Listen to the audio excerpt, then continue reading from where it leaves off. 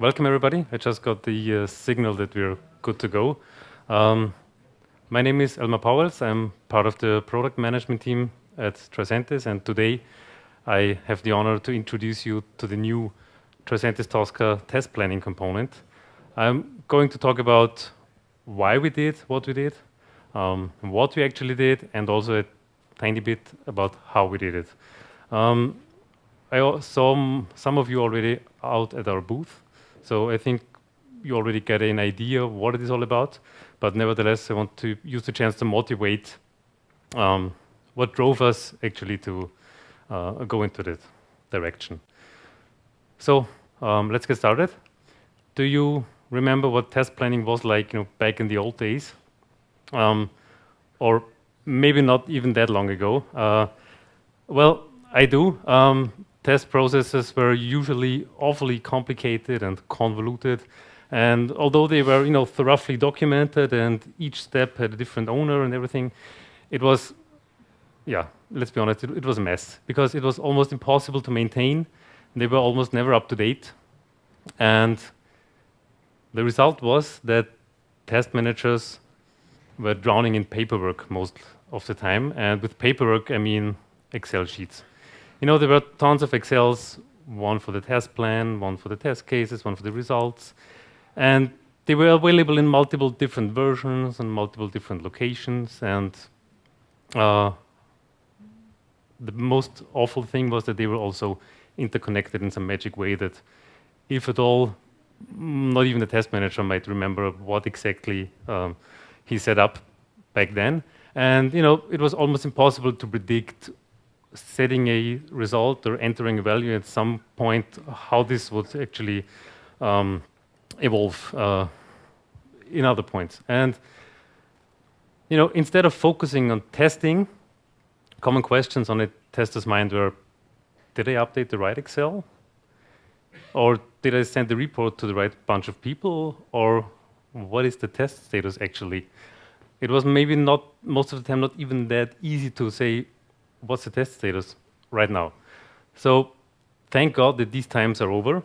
And since more and more companies are actually moving into the direction of Agile and DevOps, it is quite obvious that the old way of testing and also planning the tests just won't work anymore in the future. So we need some new model, we need something else.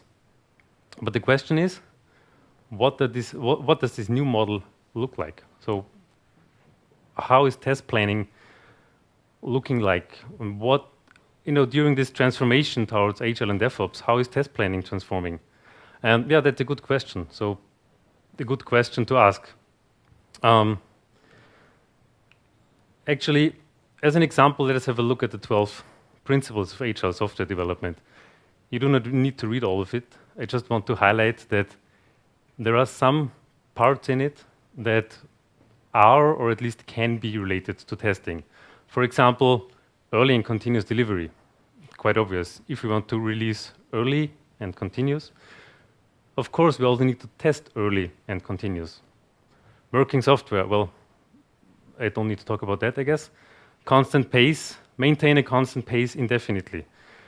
What do we need to do to keep a constant pace? We need to have a test portfolio that is actually executable within a certain amount of time, within a sprint or an iteration, whatever Agile methodology is in place. So it's not only about keeping the developers up to speed, but of course also having the tests in a shape that is repeatedly executable. Next example, maximizing the amount of work not done. This, of course, does not only apply to development, but also to testing. This means think about what to test in which depth, where to focus on, where to start. Self-organizing teams, that's actually the most interesting because that's sometimes often also an excuse, saying, okay, the teams need to take care about testing themselves, which is actually not a bad idea to begin with. But what I want to highlight here is that it's just talking about the approach, meaning the what. What do we want to do? We want to do Agile in this example. We want to do Scrum. We want to do whatever. But it's not enough to just talk about what but also about the technique, the how. How should we be able to get there?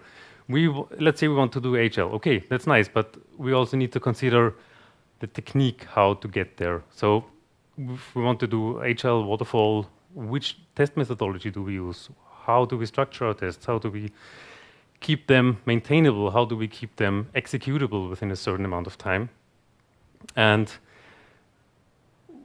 what's happening most of the time, that since I mentioned the self-organizing teams or self-organized teams, teams need to take ownership of their product quality, and this means that leaving it up to the teams is actually not too bad. So I'm not against this, but the point is, it can result in the fact that each and every department, team, or project tests slightly different. So they all choose their approach that works for them. One do more CI, one do more API, one do more into service virtualization, but every team has a slightly different approach. So this makes it just hard to come up with a consistent approach towards testing. So we need to also consider the technique. And that's actually also the question that we had in mind when we were thinking about the test planning component. How to keep track about all those possible different tracks, where can the projects go, where are they, what's the state, which methodology do they use?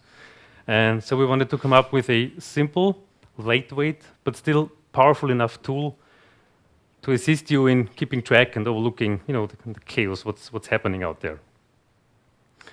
So Tosca is well known as the tool of choice when it comes to dealing with testing activities like test case design, test case specification, execution. You heard about all of this in the last 1.5 days. Load testing, exploratory testing, everything. So we're good with activities, but it's sometimes not enough to just plan, report, execute all the activities. So test management and our understanding of test management is actually also be able to plan not only the activities and not only monitor and execute the activities, but also have a rough plan and a structure around those activities. So managing the testing process means actually activities combined with a plan. That's our understanding of test management, and that's actually also the reason why we went into this direction. And let's be honest, this was one of the weak spots or the gaps of Tosca, but this is now filled. So we are with Tosca 11, this gap is filled. We are there, and we wanted Tosca to evolve actually from, test execution monitoring, let's phrase it this way, to test process monitoring, and from execution planning to process planning, and from execution management to process management. So the point is covering the whole test process within one tool. You heard it, the platform.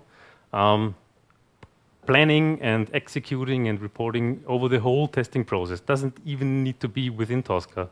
So it can also be an activity that is happening outside, like preparing some environment or whatever. We will come to this point again. And as an example, regarding those different approaches and testing activities that I was mentioning, let's have a look at 3 development teams. So let's assume there are 3 development teams. You might already be able to guess what kind of methodology they follow. So one is doing some kind of agile development, one is doing some waterfall approach, and the other one, let's say, Kanban. Doesn't really matter, but just to illustrate that there are different types of methodologies, and that's actually what we observe out there with our customers in your environments, that there are some teams that are already introduced to agile processes, to Scrum processes, whatever. But there are still some teams or some systems of record most likely, and systems of innovation up there that are still, maintained or extended in a kind of waterfall way.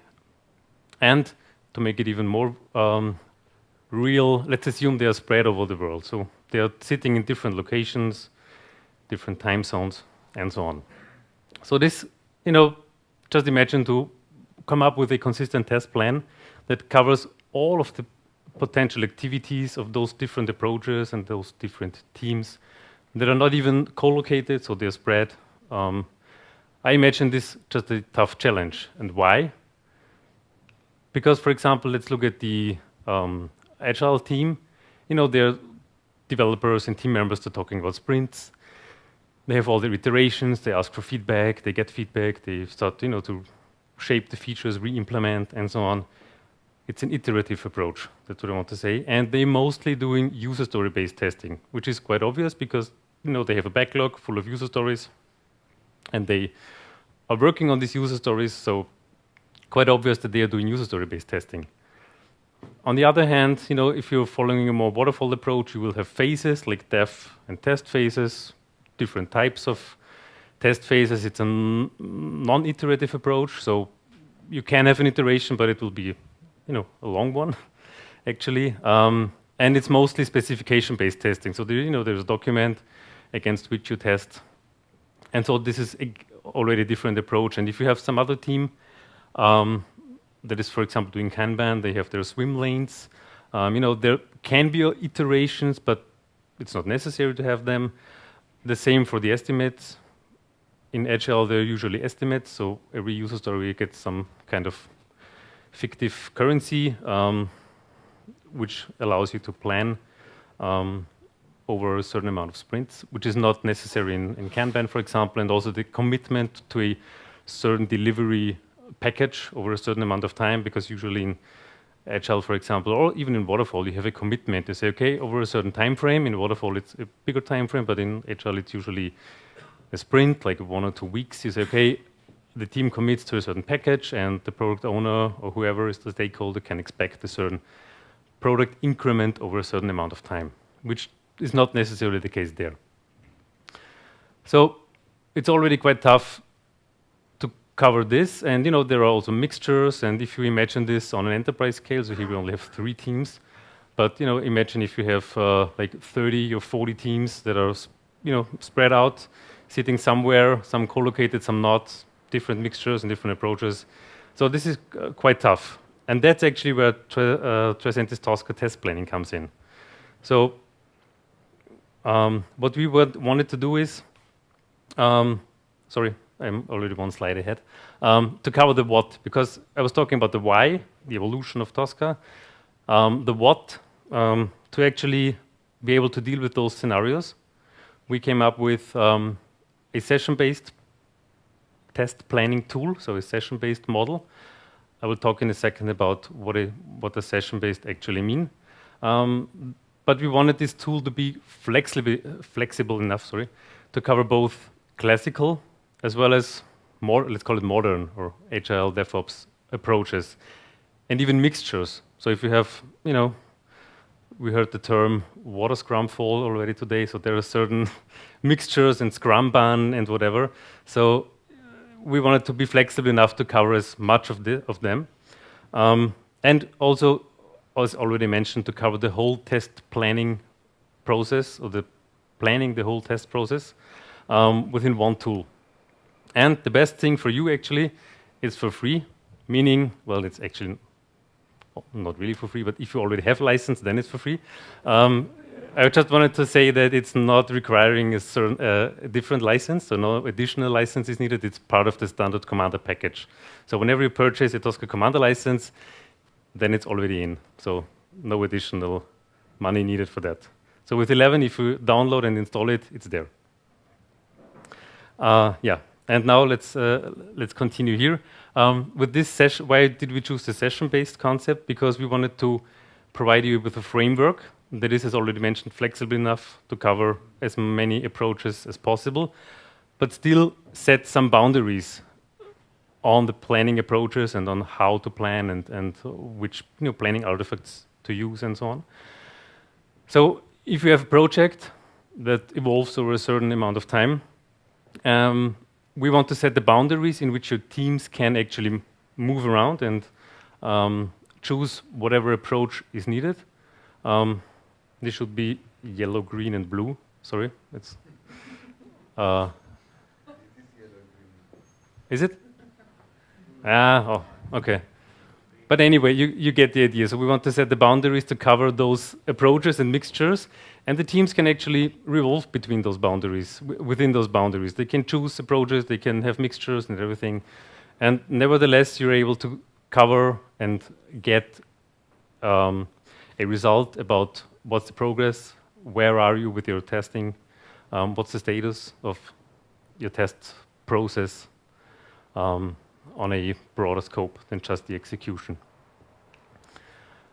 And to wrap up the what, you might wonder what the session-based concept actually is. I don't know how familiar you are with that, but don't worry, I will explain it anyway. A session is basically just a time box. So it just sets, it basically just a start and end date. It's a time box enriched with all the necessary infos, like, what you can add a description, you can add attachments, you can describe in plain text what's the scope of the session. Within this time frame, you have a certain goal that you want to achieve or a certain scope that you want to cover. And of course, you can invite users to the session. So you can add users and say, okay, you are participating within the session. And of course, as already mentioned, you will have a status and the progress for the overall session. You might say it's quite similar to exploratory testing. Yeah, that's actually intentional. So yes, it's the same structure. It's also session-based. But we wanted to keep it as similar as possible. There are some deviations. But since it's the same approach, we said, okay, we don't need to reinvent the wheel. We just, continue the well-known session-based approach, and it works pretty well. So that's the rough idea of a session. If we look at an individual user, John Doe in this example, he can get a user-specific description and user-specific attachment as well. So you can break down the scope of the session onto the level of the user and say, okay, within this time box, dear user, please focus on this, do that, run this and that test, and such that the user knows what he has to do within the session.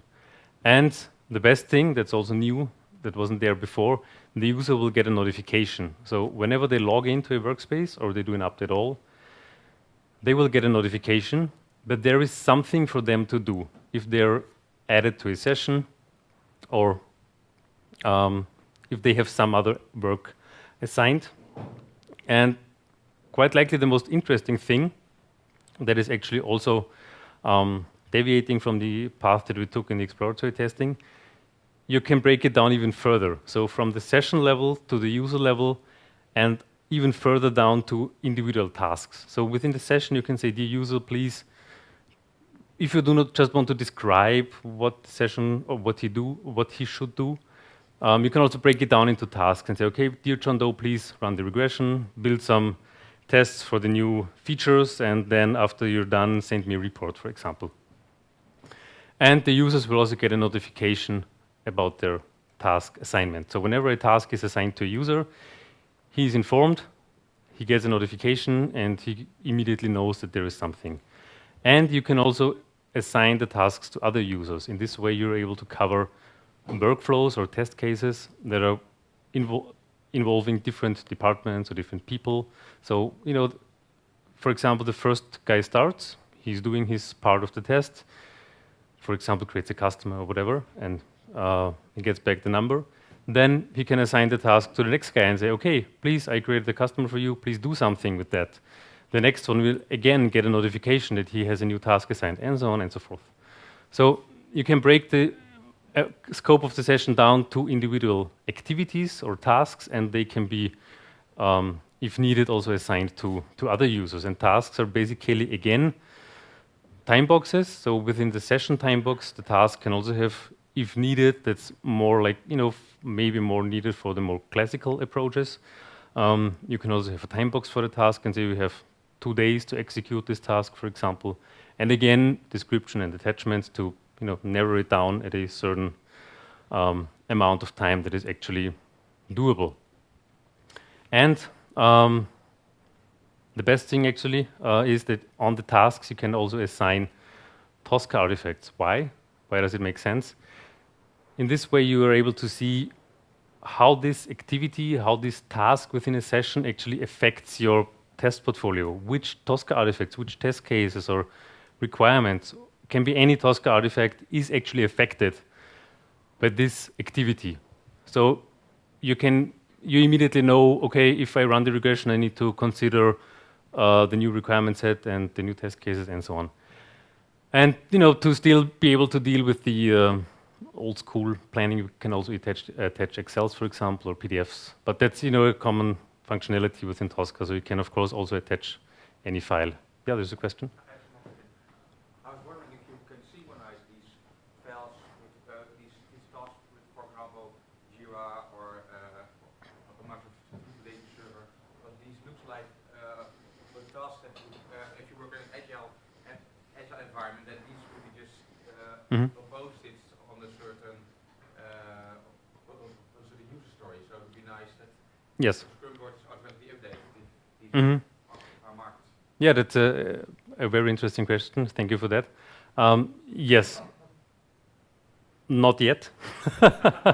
But yeah, we of course already considered that, because if you already have or not if, but of course you already have some kind of issue tracking tool, for example, and if the sprints are already there, for example, in an agile environment, that's basically also just a time box that we can import. So we're already talking to the guys behind Tosca Connect, and we will come up with something, but it's not in 11, but it will come. Yes, and if all of this is set into motion, then you will see the progress of the activities, of the tasks, of the users, and of course also of the session. And in this way, whatever approach you choose, since it's just time boxes, they can be longer, they can be shorter, they can be chosen as you like. In this way, we're able to cover any approach that we were considering, and even mixtures of that. So that's the what. That's what you can expect from Tosca 11, basically. But of course, we are not done yet. So there is more to come with the next releases. We will enhance the artifact, so there will be a possibility to define test phases, for example, and also share them in order to say, okay, we have this and that time frame, and please, dear test managers or dear testing teams or development teams, please consider this time schedule. We will further enhance the user area because we want to make it as simple as possible for the session users. They should not need to, each and every time they want to just set a status of a task, for example, need to drill down into the test planning section, so they should be able to just do this within the user area. We will improve the session user management, the whole invitation and adding and so on of users. A visual overview to provide you with a visualization of the time boxes and how they are set up and how they are aligned and everything. Milestones also, that's somehow related to the phases. The notifications will be enhanced, and also we will come up with a possibility to define your own view on that. Because it can happen that you have, your teams, your development teams plan their test cycles, their test activities, and you as a, whatever test engineering manager, you are just interested in a rough overview. So you can just pick certain sessions where you say, okay, this is of interest for me from team A, this is of interest for me from team B, and just combine it into a customized view, and then you see exactly what you're interested in. And of course, most important, your feedback. So we are, as always, relying on your feedback, and so we need to know what you think about this. If you did not already see the demo at the booth, please go there. Tell us what you think. If you download 11, give it a try. If you like it, tell us. If you don't like it, you will tell us anyway. But just let us know what you think. We want to consider as much as possible of the feedback that we get from you. And yeah. One question is still not answered, the how, but this will be answered at the booth.